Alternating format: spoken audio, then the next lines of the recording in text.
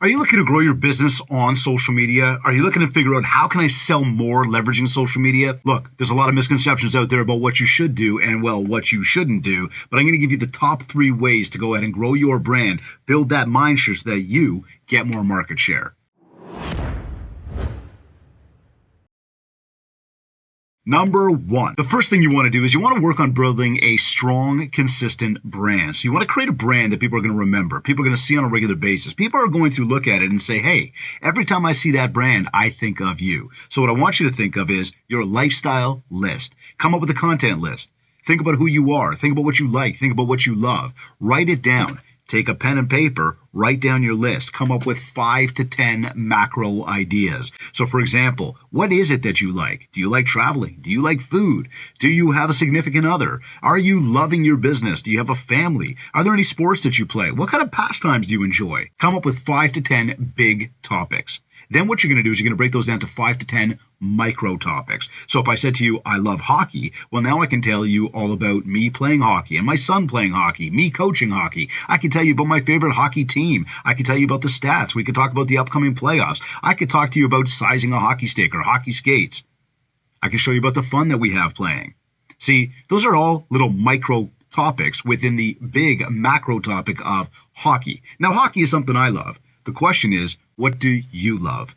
So in order to create a strong, consistent brand, we've got to figure out who we are. Once you understand who you are, you can then take that, turn that into a whole bunch of content so that people understand, well, again, who you are.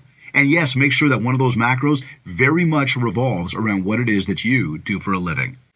Do that, come up with your lifestyle list, then begin to deploy that on a consistent basis, whether it be daily, and if you're not posting daily right now, maybe you're posting every other day. And if you're not posting at all, I'm going to challenge you to post once a week.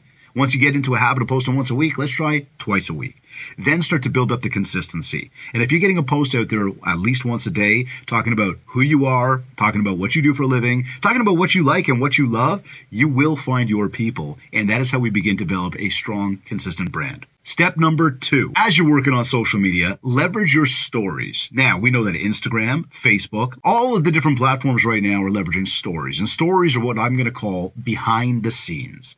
So when you're publishing content to your feed, like we talked about in point number 1 here about developing a strong, consistent brand, when you're putting out that content to your actual feed, what you're doing is you're putting out the nice, polished, long-lasting post of that video, that photo, whatever it is that you're putting out there. That is going to stay on your feed permanently. I mean, you can decide to delete it, you can hide it if you want to, but once you post something to your feed, that's kind of that finished product, that polish, and what I'm going to call that front of house. Well, if we talk about stories, the way I look at stories are meant to be raw. They're meant to be real. They're meant to be a behind-the-scenes look at what you're up to. So, for example, for myself, when I'm getting up and going to speak on a stage, we might put on our feed a nice promo about being up there. And then after the fact, our team might cut up a whole bunch of really nice video about some of the nice things that I had to say and post those up as feed posts. But before I go on stage for stories, I'm going to pick up my phone and I'm going to show you me walking on the stage. I'm going to show you me in the green room or backstage and show you all the technology that's running the entire event. I'm going to show you little things that you may not normally see as an audience member. And again, that's the behind the scenes. Now, stories, as we know, they're only going to last 24 hours. They're going to disappear every 24 hours. So I recommend that you have anywhere between 3 to 5 stories on your social media feed or on your social media account in every given 24 hours. So every 24 hours, we want 3 to 5 stories up there. Some of them could be, again, very raw, very real. They're not meant to be polished. They're not meant to be edited. You could tag people. You could add some music if you'd like to. But they're supposed to be you. You, the real deal you, so that people actually get to know you. The third thing we want to do, we want to connect with them. Understanding who our audience is, understanding where they are, understanding what they like and what they love, and showing them that we care. The more conversations we have, the more opportunities we create. So one thing you want to do is you want to act with purpose on social media. When you go on there, instead of just aimlessly scrolling or stalking people, you want to go on there with a purpose. When you go to, for example, Facebook, open up Facebook, scroll your feed, the up and down, connect and engage with 5 to 10 people. Clicking like, clicking love, clicking care, commenting, hey, nice puppy, or how was that vacation? Would you recommend that resort? How was the food? Where did you guys go? Looks like fun. Anything. Wish them a happy birthday. Engage with people. So you're going to scroll your feed on Facebook, 5 to 10 people, engage, comment. Then you're going to go to the stories and do the exact same thing. Go through your stories and connect with 5 to 10 people there, a different 5 to 10 people, but again, commenting, throwing them a little bit of a reaction. Then you can check who's Facebook recommending that I connect with as a friend. Accept some of those friend requests, send out some friend requests, and if you've got content to post, that's when you post it. Now, let's say, for example, we move over to Instagram. We're going to scroll our feed, 5 to 10 people. We're going to connect with those 5 to 10. Then we're going to go to the stories and we're going to connect with 5 to 10. Again, engaging with those people on both the stories and the feed, and then go ahead, of course, throw some follows out to some people. And if you've got content, go ahead and post that content.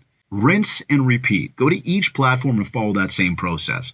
The idea here is that we're serving up to the algorithms that we exist, that we are here to talk to people. We're not just watching, but we're actually engaging. The more we do that, the more the algorithm is going to look at us and say, hey, this is somebody that engages people in conversation. This is somebody that's posting content. This is somebody that's engaging people to stay on our platform. Now remember, the big goal for these social media platforms is to be able to, well, make their money on advertising dollars. So the more eyeballs they have, you and me, on their platform, the more they're going to be able to go to the advertisers and say, look how many people are on our platform. Now, if they can go to the advertisers and say, look how many people are on our platform, they make more money. That comes back to having the eyeballs. And if we're on the platform, we're engaging, we're making conversation, we're posting content, we are part of those eyeballs and they like us. So we get brownie points. And what do those brownie points really look like? Well, more followers, more friend requests, more engagement on our posts. And well, again, the more engagement we've got, the more conversations we're having, the more mind share we're building, the more market share we're getting. So the top 3 things that you need to be doing in order to really grow your business on social media is 1, to create a consistent brand and be there consistently. Share about who you are, what you like, what you love. That line between business and personal is gone. Leverage it. Find your people. The second thing that you're going to do is you're going to leverage stories. Don't just show us the polished stuff front of house. Show us behind the scenes. Keep it raw, keep it real, have a lot of fun with it. And the third thing, not only do we want people to see us, but those people want us to see them too. So engage in their posts, make conversations with them. Again, the more conversation you have, the more consistent you are, the more opportunities you're going to get, the more deals you're going to be able to close. That is exactly how you leverage social media to grow your business. Those are the top 3 ways to go ahead and do it. Now it's up to you to get out there and do that.